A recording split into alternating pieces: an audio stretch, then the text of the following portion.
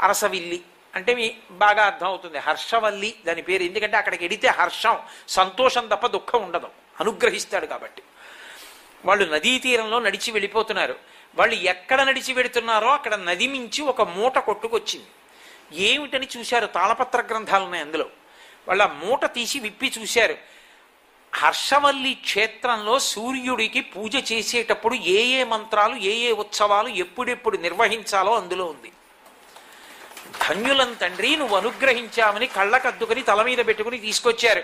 ఇప్పటికీ అదే విధానంలో అరసవిల్లిలో పూజలు జరుగుతుంటాయి. చిత్రం ఏంటంటే చిట్టి పనస మీకు అక్కడే కనపడుతుంది. పనస అంటే పెద్ద పెద్ద పనసకాయలు ఉంటాయి. అరసవిల్లి క్షేత్రంలోనే స్వామి దేవాలయానికి పక్కకెళ్ళి కొద్దిగా చూస్తే అక్కడే ఓ పనస చెట్టు ఉంటుంది.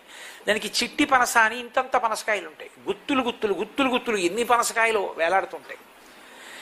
కాబట్టి